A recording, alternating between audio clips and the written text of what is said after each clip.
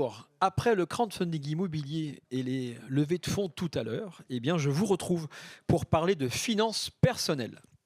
Le sujet, pour être très clair, c'est préparer ses finances personnelles et réussir à obtenir son financement en 2024 et 2025. 2025 parce que demain se prépare aujourd'hui, donc naturellement, on va un petit peu se projeter. Comment préparer ses finances pour maximiser ses chances d'obtenir un investissement malgré les conditions économiques actuelles qui fluctuent. Parfois c'est un peu plus facile, parfois c'est un peu plus dur. J'en sais quelque chose. En 2023, les taux d'intérêt de crédit immobilier ils ont augmenté de 2%, ce qui a conduit à une chute de 15% des prêts immobiliers. Je suis pas sûr du montant, moi je miserais sur beaucoup plus quand même, hein. Ça fait 15% de moins. Je dirais que la chute est la plus importante. Je dois être le seul concerné. La chute, moi, elle est mirobolante.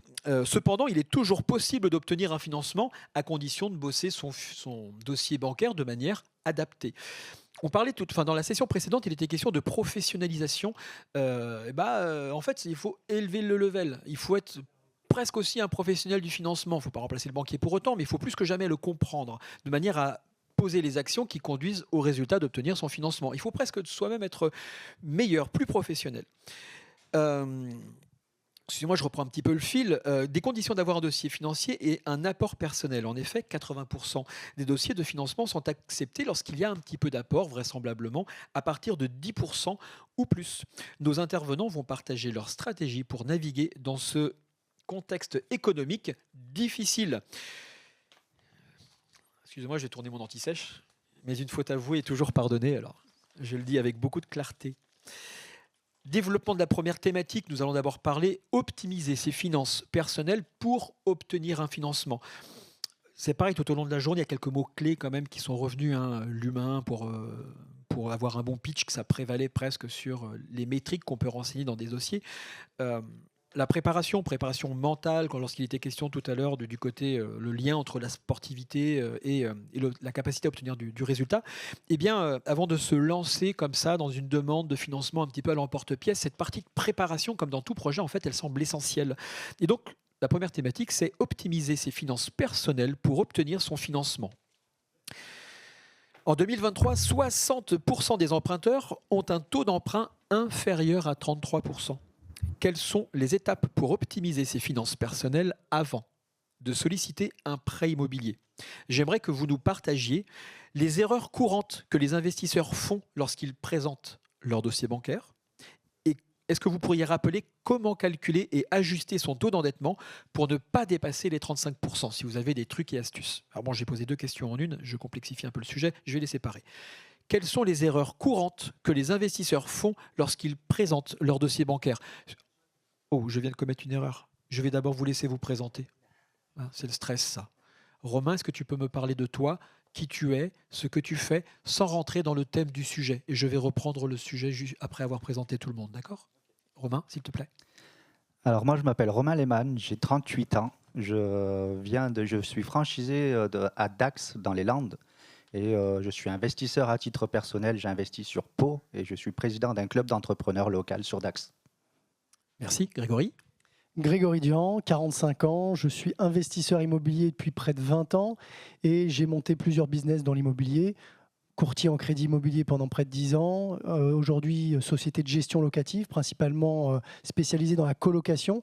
Et bien entendu, à titre personnel, j'accompagne, je suis présent sur les réseaux et j'accompagne tous les investisseurs qui souhaitent développer leur patrimoine, créer du revenu complémentaire. Voilà, et en parallèle, je suis également chroniqueur dans une émission du groupe M6.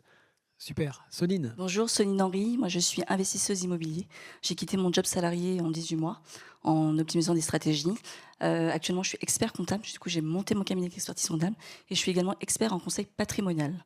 Voilà, pour accompagner l'investisseur sur toutes les sphères de sa vie. Merci beaucoup. Christophe? Christophe Allais, donc ton banquier à domicile sur les réseaux. Je travaille 15 ans à la banque, donc j'occupais tous les postes de la banque de réseau, conseiller clientèle, conseiller en gestion de patrimoine, chargé d'affaires pro. Aujourd'hui, j'aide les gens à obtenir leur financement, justement. Il y a beaucoup de techniques, on va en parler, on va voir ensemble, mais il existe encore des solutions malgré la contrainte des 35% d'endettement. C'est ce qu'on va voir ensemble, je pense. Ça va intéresser beaucoup de monde. Florian? Alors bonjour à tous, moi c'est Florian, je suis également franchisé de Rent Company sur le secteur du 44, Nantes. Je suis investisseur depuis 5 ans, ça fait vraiment longtemps. Et je suis également papa de 2 petits garçons. Simon, est-ce que tu nous entends? Peux-tu nous chanter une petite chanson pour s'assurer qu'il y a du son? Bonjour à tous, est-ce que vous m'entendez? Oui, parfaitement. C'est bon? La chanson, ça Parfait, ne bonjour. t'obile pas. Alors la chanson, je la ferai pas, mais bonjour à tous. Simon d'Aragon, je suis docteur en droit fiscal, très heureux d'être parmi vous, navré de ne pas être là en physique, mais on s'adapte. Je suis aux États-Unis avec un peu de décalage et je suis un spécialiste de la matière fiscale. J'ai 2 casquettes, je suis enseignant à l'université et chef d'entreprise, puisque j'accompagne tous ceux qui en ont besoin en matière fiscale. Super, merci beaucoup. Qu'est-ce que ce soleil insolent derrière toi par rapport à notre grisaille bretonne là? T'as pas le droit. Ouais, on est entre 25 et 30 degrés, c'est pas ouf, mais... Oui, ça va, ça va. Moi, on les prendrait bien. Il doit faire 12 degrés ici, donc voilà. Bon, un petit peu de soleil, ça fait du bien. Allez, je reprends la première thématique que j'avais amorcée avec toutes mes excuses. Donc, il sera question de optimiser ses finances personnelles pour obtenir son financement. Et oui, une période de préparation, c'est important, que ce soit pour un projet, le sport et notamment pour aller chercher son financement. Donc, avec un des taux qui augmente et des critères de plus en plus stricts pour l'obtention de prêts, il est essentiel d'avoir un dossier solide. En 2023, 60% des emprunteurs ont un taux d'endettement inférieur à 33%. L'idée, c'est d'échanger sur les étapes pour optimiser ses finances avant de solliciter son prêt immobilier. Quelles sont, selon vous, messieurs, madame, les erreurs courantes que les investisseurs font lorsqu'ils présentent leur dossier bancaire? Tu l'as dit tout à l'heure en amont, je pense qu'il y a beaucoup de gens qui attendent d'avoir leur compromis, de signer un compromis pour aller présenter leur dossier. Je pense que ça se présente et ça se prépare des mois à l'avance. Donc il faut commencer à préparer votre dossier bancaire bien en amont de la signature du compromis, sinon vous ne pouvez pas obtenir de financement. Pourquoi? Parce que aujourd'hui, le partenaire bancaire doit être, comme son nom l'indique, un partenaire. Et du coup, vous devez travailler bien en amont sur la préparation du dossier et sur la préparation du partenariat commercial. Ok, merci. Grégory, est-ce que tu as... Oui, je rebondis là-dessus, c'est exactement ça. La préparation, ça c'est le maître mot. Il faut vraiment analyser comment on gère ses finances personnelles. Et les choses très simples, de toute façon, la banque elle va demander 3 mois de relevé de compte. Donc elle va regarder tous les flux, entrant, sortant. Donc il faut les justifier. Donc il faut que l'investisseur fasse la même chose. Il faut qu'il analyse ses relevés et se dise « Ah ok, là, est-ce que ça peut être bloquant ou pas? Est-ce que je suis capable de l'expliquer, telle dépense ?» Et c'est comme ça qu'il faut commencer à travailler. Et avant même de rentrer en contact avec le banquier, parce que le banquier, s'il voit ces éléments-là, ça peut être tout de suite bloquant. Les jeux d'argent qui apparaissent sur les comptes, ça paraît tout bête, mais là, on se dit « Oula !» dangereux. Les cryptos, même si en ce moment c'est au top, les banques n'aiment pas trop. Donc il y a des choses à dire aux banques et il y a des choses à ne pas dire. Et je pense que le travail justement à faire en amont, c'est aussi parfois d'être accompagné pour être coaché de comment se présenter à la banque et quoi présenter pour être sexy, quoi. Globalement, c'est un peu en mode Tinder. Bien sûr. On revient encore sur l'analyse de risque. Finalement, le banquier, on représente un risque. Et donc, il va vouloir mesurer le risque qu'il prend lui-même en vous accompagnant. Et donc, il faut essayer de diluer ce risque déjà soi-même et ne pas en représenter un, déjà pas pour soi et pas pour le partenaire bancaire. Est-ce que tu entendais par là, Christophe, qu'il fallait aller jusqu'à dimensionner une forme d'enveloppe future avec son partenaire bancaire? Surtout pas. Enfin, pour moi, ce n'est pas la façon de procéder. Aujourd'hui, on va être en 2025, tu le disais, c'est demain. Il faut savoir calculer son endettement tout seul et sa capacité d'emprunt. Aujourd'hui, ce n'est pas compliqué. Vous avez des logiciels, pour ne pas leur faire de la pub, mais comme Meilleur Taux, qui vous permettent de calculer la capacité d'emprunt. Aujourd'hui, pour avoir votre taux d'endettement, c'est très simple. Il suffit de faire vos charges de crédit divisées par vos revenus. Donc vos revenus de vos activités professionnelles, mais aussi vos loyers encaissés. Donc les banques vont pondérer vos loyers entre 70 et 90%, mais c'est un calcul assez simple à faire qui vous permet d'avoir votre capacité d'emprunt. Vous devez le calculer tout seul. Pourquoi? Parce qu'aujourd'hui, si vous sollicitez la banque pour calculer votre capacité d'emprunt, le problème, c'est qu'elle ne va pas prendre le projet que vous allez avoir en considération, parce que vous n'avez pas vos futurs loyers. Elle ne les a pas. Donc, elle risque de diminuer le solde que vous pouvez emprunter, la capacité que vous pouvez emprunter, et vous risquez de partir sur des projets plus bas. Moi, je dis qu'il faut toujours partir d'un projet. Vous partez d'un projet et vous allez chercher le financement. Et puis probablement que l'enveloppe financière qui aurait été préalablement calculée par la banque serait de toute façon limitatif ou bref. Voilà. Donc je suis assez d'accord, il faut porter son projet et aller solliciter la chance. Comment calculer et ajuster son taux d'endettement pour ne pas dépasser le seuil de 35%?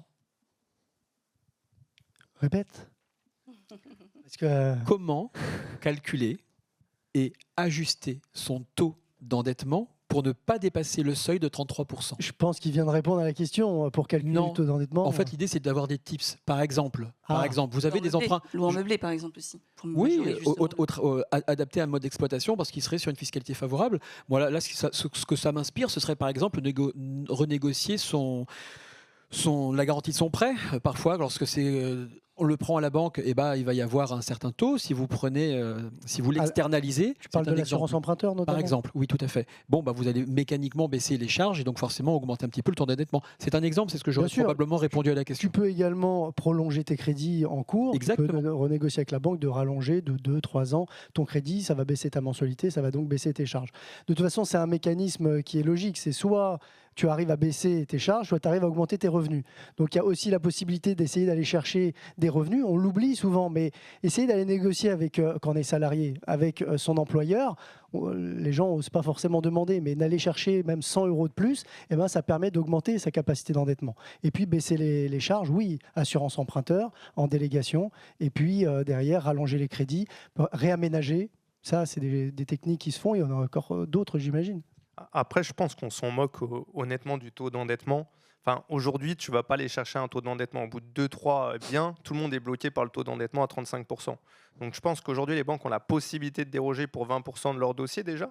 Et après, tu as des techniques, des solutions comme l'investissement SCI au travers des structures commerciales comme la SAS, la SARL, qui te permettent de contourner ces contraintes. Il ne faut pas se bloquer avec une contrainte qui est fictive. Beaucoup de gens se disent « je ne peux plus emprunter, je suis à 35%. » On s'en fout des 35% d'endettement. Avec un bon projet, comme on le disait ce matin, une bonne rentabilité, des acteurs qui maîtrisent leur sujet, un bon dossier de financement, une bonne préparation du dossier bancaire, je pense que tout le monde peut aller chercher du financement aujourd'hui. Il faut un bon projet. Ça, c'est vrai que c'est important parce Ça que commence par là. le bon projet va faire que l'opération elle va être rentable. C'est-à-dire même si on achète en SCI, en SAS, il va y avoir quand même du cash flow ou en tout cas un bilan qui est positif. Ça va rassurer la banque qui va pouvoir continuer. Si à chaque fois on est dans le rouge, c'est comme une activité, c'est pour ça qu'on parle de professionnalisation. Là aussi, le fait de mettre ces 35%, c'est purement psychologique, ça va évincer pas mal de monde. Mais ceux qui vont se professionnaliser, qui vont acheter en SCI, qui vont acheter en SAS, il y a un moment donné, ils vont pouvoir présenter des bilans solides et avoir une activité pérenne. Bien sûr. Alors, il y a un tas d'évidences entre nous, puisqu'on est néophytes. Maintenant, j'aimerais rappeler que l'audience, en réalité, elle est composée de plein de personnes qui n'ont probablement jamais investi. Et ce qui peut paraître un peu bête et méchant pour nous, ne l'est absolument pas pour ces personnes qui n'ont pas eu encore l'occasion d'investir. Donc, oui, l'accès au financement, l'accès à un projet immobilier en s'appuyant sur des partenaires qui vont vous guider à chacune des étapes, que ce soit du financement, la gestion locative ou le fait de proposer des biens rentables, clés en main parfaitement maîtrisés, sont extrêmement facilitateurs. Et en fait, c'est possible à en banaliser presque en fait l'acte même d'investir. Mais un non-néophyte, SAS, SARL, en fait, il ne sait même pas ce que c'est. Et donc, ce sont des bonnes idées, en effet, à mettre parce que la personne va se dire « mais c'est quoi une SAS, c'est quoi une SARL? Tiens, je vais aller en parler avec mon comptable ou je vais solliciter des personnes dans ce sens-là. » Mais si on n'en parle pas, on ne donne pas l'information, donc on ne crée pas l'opportunité pour les auditeurs d'aller s'intéresser et gratter le sujet. Simon, parce que comme tu n'es pas dans la pièce, faut que je vienne te solliciter. En matière de fiscalité, est-ce que tu as des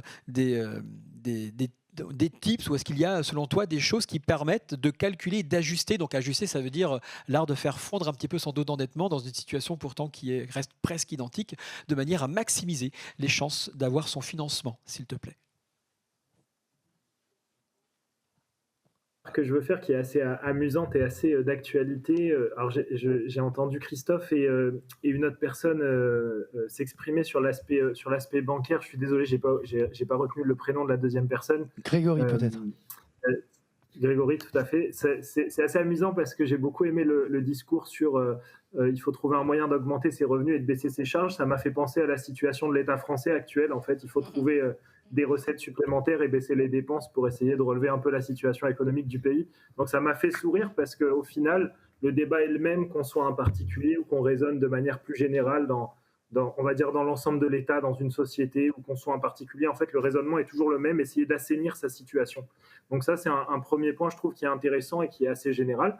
Le deuxième point, peut-être, que je veux indiquer, William, et c'est important, tu le disais, il y a différents profils qui nous regardent aujourd'hui. Je pense que c'est très important d'avoir une stratégie fiscale dès le départ. Je dirais même qu'en fait, souvent, il y a deux profils d'investisseurs, et tous ceux qui accompagnent des investisseurs et des entrepreneurs vont à mon avis, reconnaître ce que je vais raconter maintenant. Il y a deux profils. Il y a soit celui qui met en place tous les éléments importants avant de se lancer, notamment la partie fiscale, et il y a celui qui fonce et ensuite qui se demande tiens, est-ce que j'ai bien fait ?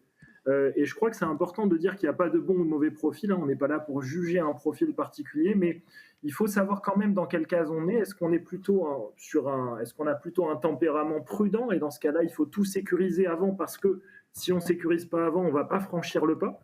Ou est-ce qu'on est plutôt dans une logique où on fonce et on voit après ? Et dans ce cas-là, on peut directement avancer sur l'investissement. Ça, c'est la deuxième remarque. Et enfin, d'un point de vue fiscal, peut-être pour compléter ce qui a déjà été ouvert, évidemment, pour rentrer un peu plus dans le détail, il faut identifier tout de suite si on veut investir en nom propre ou en société. Je rejoins assez ce que disait Christophe. Je pense même qu'au niveau bancaire, il faut envisager deux hypothèses et les avoir entre guillemets sous le coude, laisser peut-être son courtier, si on a un courtier, avancer sur l'hypothèse la plus intéressante fiscalement, mais en avoir toujours une de repli au cas où l'aspect bancaire bloquerait. Parce qu'au final, avoir une super stratégie fiscale, c'est fondamental, c'est important, mais si le blocage il est bancaire, il faudra trouver une autre solution. Et donc, je pense qu'il faut presque avoir deux stratégies fiscales à chaque fois qu'on envisage un investissement, de manière, une en société, afin de pouvoir réajuster selon la réponse bancaire qu'on va obtenir. Très clair, merci Simon. Alors oui, en effet, il y a ceux qui vont se poser les questions avant et ceux qui vont dire on voit après. Bon, c'est un petit peu comme choix A, choix B. Moi, en général, je fais A et B. Donc, je peux avoir tendance à beaucoup anticiper ma stratégie et aller chercher des choses en lien avec ça, mais parfois, il y a des choses des opportunités, ça s'appelle, qui passent. Et celles-ci, elles n'étaient pas prévues. Et là, pour le coup, c'est je prends et puis après, je verrai. Mais oui, en effet, vaut mieux. Enfin, il y a des méthodes. Il faut être souple, je pense. Je suis désolé, je te coupe la parole, mais il faut être super souple, comme disait Simon. Je pense que c'est important d'avoir une stratégie et de pouvoir être à l'écoute des besoins de son banquier pour voir quel est le choix aussi qui va peut-être vous conseiller. Donc, il faut être souple sur la stratégie que vous allez utiliser, la stratégie fiscale et aussi la stratégie bancaire, parce que sans financement, il n'y a pas d'investissement. Donc, je pense qu'il faut aussi proposer au banquier des fois de lui dire, voilà, moi aujourd'hui, j'envisage d'acheter en nom propre peut-être. Peut-être que vous avez une autre solution à me proposer. Que pensez-vous de la SCI ? Et le mettre en position un peu de guide, ça vous permet d'amener de la souplesse sur votre projet et surtout d'avoir plus de chances d'obtenir votre financement. Oui, et puis chaque banque a ses critères. Il y a des banques qui vont préférer la SCI, d'autres qui vont pousser la SRL de famille, d'autres qui vont pousser la SAS. Enfin, il faut être capable de s'adapter et c'est ça, en fin de compte, qu'il faut retenir. Ça revient à se professionnaliser. Et le propre du professionnel, c'est justement précisément de savoir déjouer les pièges et savoir s'adapter. Donc oui, aujourd'hui, il faut de l'adaptabilité. Je voulais même rajouter un truc là, par rapport à la SCI, parce que je sais qu'il y en a beaucoup qui posent la question, on me l'a posé tout à l'heure. Il dit, si je fais un SCI, du coup, j'ai plus le problème de l'endettement. Et donc, ça, c'est beaucoup de personnes ne font pas attention à ça par rapport à la SCI, où quand on démarre en SCI, en fait, les banques prennent en compte ton taux d'endettement. Christophe, je pense que tu peux approfondir là-dessus. C'est vaste. SCI à l'IR, SCI à l'IS, ça dépend. En fait, ça dépend beaucoup de l'interlocuteur bancaire que tu vas avoir. Du coup, effectivement, l'avantage de passer sur une structure commerciale ou une structure professionnelle pour les débutants qui peuvent nous regarder ou les différents profils, c'est que certaines banques, certains partenaires bancaires vont se dire c'est un professionnel de l'immobilier, du coup on prend un peu moins en compte le taux d'endettement et un peu plus le projet, la rentabilité du projet et un peu plus le professionnalisme de la personne qui est l'homme clé, la femme clé encore une fois du projet, quels sont ses points forts et c'est ça que va regarder plus la banque. Donc ça dépend vraiment de l'interlocuteur bancaire, d'où l'importance de trouver le bon interlocuteur et de travailler en amont du compromis comme on le disait tout à l'heure et d'anticiper. On va avancer un petit peu, on va aller parler Excuse-moi, Sonine, je t'en prie. Juste, je voulais vraiment réinsister effectivement sur le fait qu'il fallait vraiment anticiper et préparer sa fiscalité, vraiment faire les bons choix. Et ça, c'est important parce qu'on assiste de plus en plus maintenant à des banques qui demandent des prévisionnels. Donc, c'est vrai qu'on est pas mal sollicité, nous, pour faire justement des prévisionnels certifiés, même pas des fois. Donc, c'est très important de bien choisir effectivement son régime fiscal. Être dans l'anticipation et la préparation. Complètement. On va parler un petit peu d'apport. Aujourd'hui, avant, autant on pouvait financer à 110% et finalement ne pas mettre 1 euro, mais maintenant, il faut décaisser un petit peu et je trouve ça très sain. Pourquoi l'apport personnel est-il aussi crucial dans les demandes de prêt et comment le structurer ? En fait, je ne sais pas s'il y a quelqu'un qui veut répondre parce que je ne monopolise pas la parole. Fais-toi plaisir. En réalité, aujourd'hui, bien sûr la banque demande de l'apport entre 0 et 20% selon les banques. Ça sert à montrer votre engagement au niveau du partenaire bancaire. Ça sert à montrer que vous croyez en votre projet. Ce que veut la banque aujourd'hui, c'est se protéger. Comme on le disait ce matin, c'est de la gestion de risque de la banque. Donc en réalité, ce qu'elle fait, c'est qu'elle va essayer de vous faire financer tout ce qui est frais annexes, frais de notaire, frais de dossier, frais de garantie, mais aussi se protéger d'une baisse éventuelle du marché. C'est pour ça qu'on est plus sur 20%, puisque les frais annexes correspondent à peu près à 10% du prix de l'acquisition, plus 10% au cas où il y aurait une baisse. Mais aujourd'hui, et en 2025, on pourra encore emprunter à 110%. Et de toute façon, pour tous les investisseurs qui veulent se lancer, qui pensent que l'apport est un frein, vous avez des manières de vous reconstituer l'apport. Aujourd'hui, pour moi, l'investissement immobilier, c'est comme de l'entrepreneuriat. Donc, il faut être capable de résoudre des problèmes. La problématique, si c'est l'apport, vous pouvez vous le reconstituer au travers du crédit personnel, au travers un différé de crédit. Donc, pour ceux qui ne savent pas ce que c'est, un différé, c'est payer que les intérêts et l'assurance, par exemple, et pas rembourser de capital sur vos mensualités de crédit. Donc, quand sur une mensualité de crédit, vous avez 1 000 € tous les mois, vous avez peut-être 600 € de capital, 300 € d'intérêt et 100 € d'assurance. Si vous avez un différé, vous ne payerez que les intérêts et l'assurance ou que l'assurance. Du coup, vous avez une mensualité qui est plus basse. Vous pouvez vous recréer votre trésorerie plus rapidement. Donc, pour moi, l'apport n'est pas un problème. Merci beaucoup. Une question a été posée par le public. Je vais vous poser une dernière question et je dis ça juste pour la régie pour qu'elle sache que dans 2 minutes, elles vont pouvoir diffuser. Bonjour. Un petit peu trop vite. Question pour plutôt probablement Sonine et Simon. Comment la fiscalité influence-t-elle la préparation d'un dossier de financement ? Comment ? C'est très important déjà de connaître en quoi on est fiscalisé. C'est-à-dire toutes les taxes déjà. Alors c'est vrai que nous, on fait beaucoup de déclarations fiscales forcément et toutes les déclarations de taxes. Donc déjà, il faut que l'investisseur immobilier ait en connaissance de cause toutes les taxes auxquelles il est soumis quand il achète un bien immobilier. Donc ça, c'est très important. Et bien vraiment de faire en fait un compte de résultat, voir si effectivement avec tout ça, il est rentable déjà. Donc il faut voir ça. Forcément choisir le statut fiscal le plus adapté. Donc ça peut être effectivement l'exploitation en nom propre ou via des sociétés. Et là, on est sur des régimes différents avec une fiscalité différente. Donc vraiment maîtriser chacune des fiscalités auxquelles on peut être soumis pour en ressortir quand même une rentabilité convenable. Et surtout faire aussi le distinguo, ça les gens font très peu le distinguo, entre ce que vous sortez, le résultat que vous avez de votre exploitation et puis la trésorerie que vous avez aussi. N'oubliez pas que quand on fait un calcul comptable, je suis désolée, je vais rentrer dans des termes comptables, on calcule un compte de résultat qui va prendre par exemple en compte les charges d'intérêt, d'accord, mais c'est juste l'intérêt qui va rentrer en compte dans le résultat, alors que vous avez la sortie de trésorerie qui va être l'amortissement de l'emprunt en plus. Donc là, effectivement, il faut prévoir le remboursement total. Donc là, il y a une différence et ça, il faut l'anticiper, il faut le prévoir. Merci Sonine. Simon, est-ce que tu as quelque chose à ajouter, un conseil ? Oui, je vais essayer de compléter ce qu'a dit ma collègue, sans répéter du coup, parce que je suis en accord, mais plutôt en rentrant un peu plus dans le chiffré. En fait, il faut être très concret. C'est-à-dire que si je fais un investissement immobilier qui me rapporte des loyers, mettons, de 12 000 € sur l'année, il faut que je sache très concrètement, après déduction des charges, après paiement de la fiscalité potentielle, et après application du régime fiscal qu'on a choisi, il faut que je sache très concrètement ce qui reste dans ma poche. Il faut toujours avoir à l'esprit, moi, vous savez, quand je fais un projet d'investissement, je fais toujours, les gens qui me suivent savent que je fais ça, je fais toujours 2 colonnes, je fais une colonne fiscalité et une colonne que j'appelle la vraie vie. Et en fait, il y a 2 colonnes différentes parce que dans la vraie vie, il y a des choses qui viennent s'imputer sur notre résultat qui ne s'imputent pas en matière fiscale.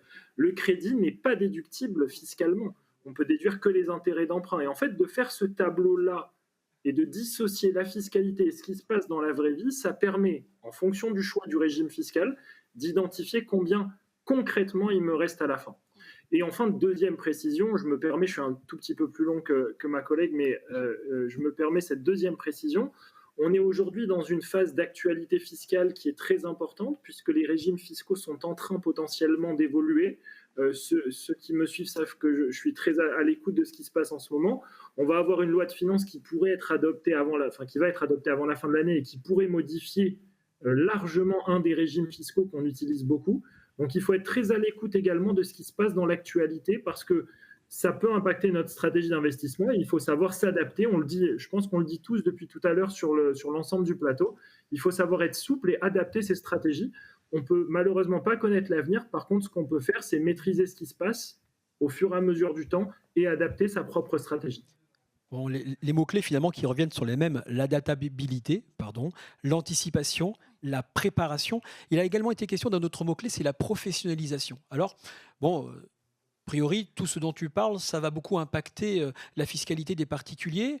Tout à l'heure, Christophe nous a parlé de montage en société, SAS, SCI, SARL. Est-ce que se professionnaliser ne voudrait pas dire passer majoritairement par des sociétés qui semblent avoir une fiscalité peut-être un petit peu plus stable et fiable? C'est une fausse question.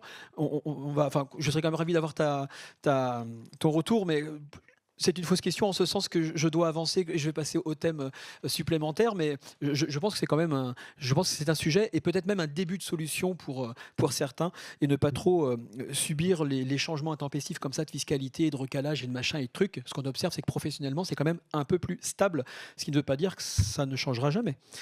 William, je peux juste me permettre de te couper 2 minutes, parce que souvent, en une seule phrase plutôt, ce qu'on a tendance à oublier, c'est aussi l'aspect cotisation sociale. D'accord ? Quand vous faites de l'investissement immobilier, surtout quand vous faites du meublé, n'oubliez pas qu'il n'y a pas que l'aspect fiscal, que vous connaissez plus ou moins bien. Par contre, il y a aussi l'aspect social. Et c'est là où ça peut vous coûter très très cher. L'URSSAF est là, vous attend pour récupérer son dû. Donc faites bien attention à ça. Et ça, c'est également des éléments qu'il va falloir que vous preniez en compte dans vos calculs de charges et de reste à vivre. Voilà. Merci Sonine pour le complément. Ayant terminé la thématique, la régie, je veux bien la... Ah, excuse-moi Simon, tu voulais dire quelque chose ? Non, c'était simplement pour dire que c'est pas du tout une fausse question, ce que tu as posé comme question. C'est une vraie question.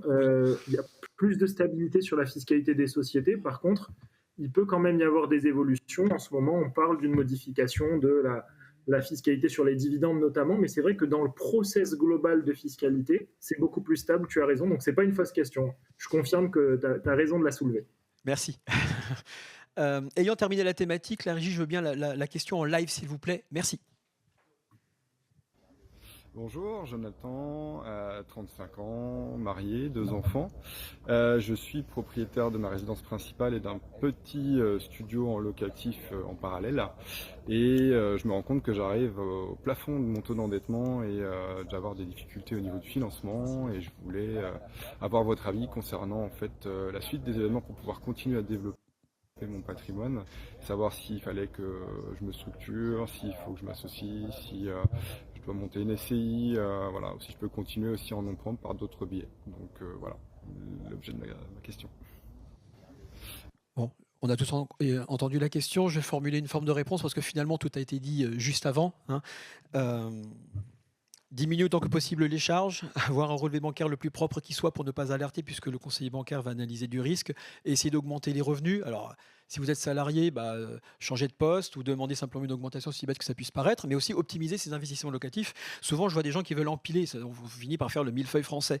Moi, j'ai plutôt tendance à dire, avant de passer à l'investissement locatif, de m'assurer que j'extrais le meilleur que j'avais à extraire du patrimoine immobilier que j'ai déjà. D'accord ? Je ne sais pas, des garages à louer en plus, changer un mode d'exploitation, améliorer la fiscalité, puis une fois que c'est optimisé à 100%, alors à ce moment-là, passer à l'étape supplémentaire. Oui, on a parlé de se professionnaliser, donc probablement, peut-être en effet, passer par un investissement dans une structure, et la structure est propice à l'association, pour reprendre également une auto-solution qui s'est apportée, que l'auditeur s'est apporté, va permettre en effet d'avancer plus loin. Bon, dans le cadre de la professionnalisation, ce qu'on a aussi dit dans les sessions précédentes de ce matin, c'est qu'il était important de savoir déléguer. Quand on est indépendant ou quand on entend faire quelque chose et se professionnaliser, devenir un indépendant, entrepreneur, finalement, il faut savoir déléguer. Et on ne peut pas être aussi bon que le banquier, on ne peut pas être aussi bon qu'un comptable, on ne peut pas être aussi bon que... Donc en fait, il faut... Vous pouvez aussi vous faire accompagner. Allez voir votre avocat fiscaliste, allez voir votre comptable, allez voir la personne qui est chargée de nous accompagner pour le financement ou autre. Et là, c'est une manière de déléguer, d'aller chercher le meilleur à tous les niveaux et par conséquent de maximiser ses chances d'aller chercher son financement. J'espère ne pas avoir fait une réponse de Normand, mais je pense avoir repris un petit peu ce qui s'est dit pour aller un peu plus vite. Mais merci beaucoup pour la question. La thématique numéro 2 est la suivante. Après avoir finalement optimisé ses finances personnelles pour obtenir son financement, eh bien, nous allons parler des stratégies pour obtenir son financement. Avec des taux d'intérêt en hausse quand même, quoique ça soit un petit peu tassé, 40% des refus liés à un endettement trop élevé. Quelle stratégie recommandez-vous pour obtenir un financement dans les 2 prochaines années? Puisque demain se prépare aujourd'hui, qu'est-ce qu'on peut mettre en place maintenant pour favoriser la capacité à aller plus loin pour ceux qui sont déjà bloqués avec les financements? Est-ce que la question vous inspire? Je pense qu'on y a déjà répondu depuis tout à l'heure. En fait, c'est exactement les mêmes réponses. Ce qu'on peut compléter peut-être, c'est dire qu'aujourd'hui, il existe plus d'une centaine de banques en France. Donc il faut se bouger, il faut aller voir les banques. Et ce n'est pas parce que vous avez 2 ou 3 refus que votre dossier est mauvais. En fait, il faut comprendre que la banque, c'est une question de politique. Tous les mois, la banque va changer de politique. Donc il y a des mois où elle va ouvrir les vannes, elle va plus financer que d'autres. Il y a des mois où elle va plus financer les SCI, des mois où elle va plus financer le nom propre. Donc il faut s'adapter, il faut être souple, comme on dit depuis tout à l'heure. Comprendre que ce n'est pas votre dossier qui est mauvais, mais ce n'est qu'une question de temporalité en réalité. Et qu'en fonction de la période à laquelle vous allez présenter votre dossier, vous pouvez avoir un accord mais un refus. Donc c'est ça qu'il va falloir aller chercher, c'est le partenaire qui est prêt à vous accompagner au moment où vous avez le projet. Si je peux donner ma situation personnelle, ça peut rassurer certains. Alors que j'étais courtier en crédit, juste avant ça, j'avais déjà pas mal de biens, j'avais une dizaine de biens. J'avais donc des revenus locatifs, j'avais une situation, certes, je ne me payais pas énormément, mais finalement, je galérais pour trouver des crédits. Et alors que j'avais déjà investi, alors que j'avais montré que j'étais capable de faire. Mais voilà, j'avais des dizaines de refus. J'ai toujours trouvé une solution pour me faire financer. Après, en étant courtier en crédit, j'ai compris aussi comment fonctionnaient un peu mieux les banques. J'ai été en direct avec les directeurs d'agence, ça aide. Et derrière, c'est de l'humain, il ne faut pas oublier, même si aujourd'hui, c'est plus compliqué parce que c'est très hiérarchisé au niveau des décisions. Mais il y a encore des banques qui misent sur des profils. Et quand on montre qu'on fait des belles opérations, qu'on est sérieux, qu'on rembourse les crédits, ça devrait continuer à passer. Après, il faut être bien structuré. Il faut être bien structuré et il ne faut pas lâcher l'affaire. Il faut avoir envie. Il faut être mort de faim. Il faut avoir envie d'investir et il ne faut pas lâcher tant qu'il n'y a pas d'accord. C'est tout. On est d'accord. Ce niveau de question par rapport à la précédente, elle s'adresse plus à des personnes qui sont déjà dans un taux d'endettement taquet et où parfois l'humain ne fait pas la différence. Je ne suis pas tout à fait d'accord parce qu'au bout d'un moment, les banques, et sans que ce soit réducteur, en fait, elles cochent des cases. Et moi, je me rends compte au quotidien que mon conseiller, et même quand c'est un professionnel, il n'a pas la main en fait. Il faut changer de banque. Sur des banques nationales, mais quand sur des banques régionales. De la planète, la réalité, c'est que tu as fait le tour de la planète. Là où on veut aller, peut-être, c'est vers non pas d'autres sources de financement, mais il existe des prêts in fine. Il existe des prêts hypothécaires. Mais ouais, et donc là, on est sur un niveau de question où on est plus chez le premier investissement locatif ou le deuxième, et on est dans un cadre spécifique. Là, les gens ont atteint leur taux d'endettement et ils ont un besoin, toute proportion gardée, d'un peu d'ingénierie bancaire. Et donc, on est sur ce niveau d'échange-là maintenant. Ah, d'accord. Je vois où tu vas en venir. C'est ce que je lis entre les lignes, je découvre. Donc, c'est vraiment pour passer à la vitesse supérieure. Là, on veut passer à la vitesse supérieure. Soit on passe par des sociétés, soit on fait un petit peu, alors je ne sais pas si c'est le bon terme, ingénierie bancaire, mais vous m'avez compris, on sort un petit peu des habitudes et on va chercher quelque chose d'un petit peu alternatif. Il existe des prêts hypothécaires, il existe des prêts en in fine, il existe le nantissement. Bon, quelles seraient, selon vous, parmi ces solutions un peu moins courantes, mais qui existent et qui sont des solutions en soi, en avez-vous pratiqué? Avez-vous un avis là-dessus? Avez-vous d'autres solutions éventuellement à partager pour que les auditeurs puissent aller gratter de leur sujet et aller s'entourer des personnes pour les accompagner vers ces choses nouvelles pour elles? Je ne pense pas qu'il y a besoin d'aller chercher sur des choses aussi complexes. Je suis désolé, mais tu vois, les banques nationales, tu disais par exemple qu'elle coche les cases. La banque coche les cases. Oui, tu as des banques comme la BNP, la Société Générale, qui a moins de délégations en agence, moins de pouvoir de décision. Mais quand tu fais appel à des banques régionales, la Banque Populaire, le Crédit Agricole, le CIC, le Crédit Mutuel, la Caisse d'Épargne, c'est des banques qui ont la capacité de te donner un accord. Donc même si tu dépasses les 35%, vont pouvoir prendre la décision de te financer. Donc ça peut être une solution. Après, comme tu l'as dit, il existe des prêts plus complexes, donc notamment nantir une partie de ces fonds pour pouvoir se faire financer, du prêt hypothécaire, donc refinancer aussi des prêts qui sont déjà payés. Ça peut être une solution. Il existe beaucoup de solutions, mais qui peuvent être complexes, comme du prêt in fine, donc qui a un différé sur 15 ans. Donc vous allez payer que les intérêts et l'assurance sur une durée assez longue et vous payerez que le capital à la fin des 15 ans. Donc c'est des prêts qui sont très intéressants parce que ça vous offre beaucoup de possibilités, notamment sur la période d'exploitation, d'avoir beaucoup d'argent dans sa poche. Donc c'est des prêts qui sont super intéressants, mais qui sont peut-être un peu plus complexes pour des néophytes aujourd'hui. Et du coup, je pense qu'il faut se tourner plus vers un interlocuteur bancaire. Un interlocuteur bancaire qui a le pouvoir de décision en agence et qui pourra vous accompagner et prendre cette décision d'aller au-delà des 35%. Ouais, c'est ça, c'est le pouvoir de décision qui est important. Parce que finalement, une banque qui va dire bah, ton dossier, ok, mais je vais le passer en comité, c'est fini. Je veux dire, il faut vraiment qu'en face, on ait un interlocuteur qui comprenne la vision à long terme. Si quelqu'un veut enchaîner les investissements, il faut qu'il explique sans faire peur que voilà, il va pas faire juste un coup une opération et c'est un vrai partenariat. Il faut voir le banquier comme un partenaire bancaire, comme un partenaire bancaire et donc aussi lui apporter des contreparties. On n'en a pas parlé, mais aller gratter du taux, prendre l'assurance extérieure à la banque, pas prendre de carte bleue, etc. Aujourd'hui, c'est plus compliqué quand même. Il faut jouer le jeu. La banque, c'est un commerçant. Elle a besoin de gagner son argent et c'est pas avec le crédit qu'elle va gagner son argent. Donc, il faut lui faire plaisir et lui donner l'assurance, lui faire le taux à la limite que ce soit plutôt raisonnable et derrière travailler avec elle pour montrer qu'on est capable de donner aussi et pour enchaîner les investissements. Je pense que ça joue aussi. C'est un partenaire. Alors tout à l'heure, Christophe, tu es revenu 2 fois sur les banques peuvent, à hauteur de 20% de leur dossier, faire passer des choses et donc l'humain ferait la différence. Oui, mais pas que, parce que, comme le rappelle Grégory, ce sont des commerçants aussi. Et donc, ils vont probablement allouer ce pourcentage de dossiers dérogatoires à des profils plus pépères, qui aiment bien stocker l'argent, qui destinent leur financement à l'acquisition d'une résidence principale et qui seront plus enclins à déplacer des PEL, des CEL, à stocker un petit peu d'argent, etc. Et donc pour l'investisseur, c'est pas toujours voilà. Et les banques peuvent également arriver à un moment où elles disent mais en fait vous faites beaucoup d'immobilier, vous faites des trucs très bien, mais en fait vous êtes aujourd'hui trop exposé à l'immobilier. Ce n'est qu'une question de commerçant, comme disait Grégory, excuse-moi.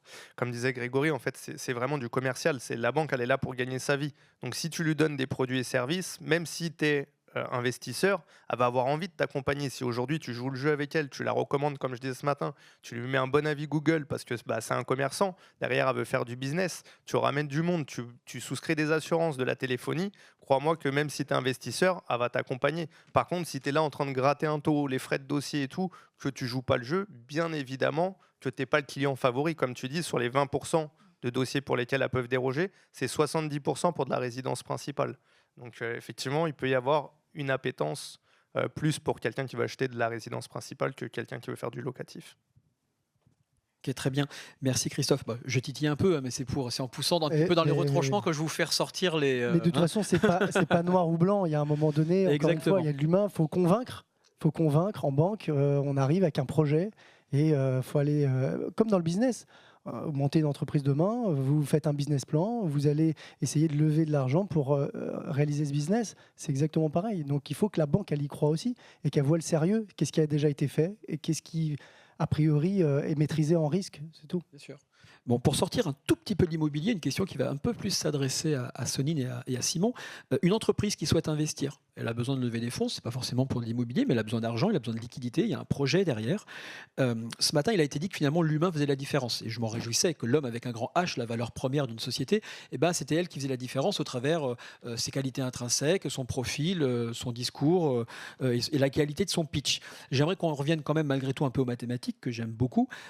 D'un point de vue purement mathématique, selon vous, lorsqu'une société souhaite lever des fonds, faire un emprunt, qu'est-ce qu'elle gagnerait enfin, quels sont les leviers, qu'est-ce qu'elle devrait mettre en place dans sa société, préparer pour que ce soit super sexy. Alors, Grégory, ce matin, il me disait aussi, bah ouais, mais les chiffres, on leur fait dire un petit peu ce qu'on veut. Bon, il y a toujours, je dis pas que c'est pas complètement vrai, mais il y a quand même des fondamentaux et des choses qui sont, on peut pas, quand tu es en négatif, tu peux pas être en positif, tu vois, c'est pas bon. Donc, selon vous, d'un point de vue fiscal et purement mathématique, quels seraient vos conseils pour que quelqu'un qui prépare une levée de fonds, d'un point de vue professionnel, pas que pour de l'immobilier, quels seraient vos conseils pour qu'il prépare son dossier au mieux et maximiser les chances de dégager de rassurer, de donner envie aussi, etc. Est-ce que ma question est claire ? Oui, je pense que je me permets de répondre en priorité. J'ai envie de dire qu'en fait, gérer une entreprise, c'est un peu comme gérer ses finances personnelles aussi. Parce que là, évidemment, il faut faire attention à toutes nos entrées et sorties. On gère des finances d'une entreprise. On a une responsabilité qui peut être engagée en tant que chef d'entreprise aussi, si on gère mal, effectivement, les comptes de l'entreprise.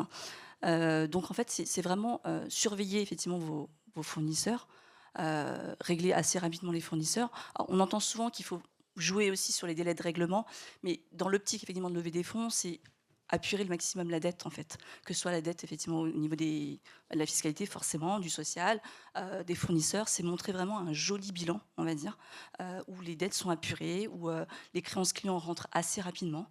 Voilà, c'est avoir du patrimoine immobilier si on peut, et c'est surtout aussi au moment où on va lever les fonds, montrer pourquoi on le fait et montrer aussi la solidité et la stabilité de notre entreprise. C'est capitaliser aussi sur votre business. Ce qui est important, c'est que vous ne construisez pas seulement une entreprise, vous la construisez dans le temps pour la transmettre, pour la revendre. Donc c'est important effectivement de jouer sur cette valorisation et c'est ce que vous allez montrer quand vous allez effectivement faire cette levée de fonds, voir le potentiel et ce que ça peut dégager plus tard.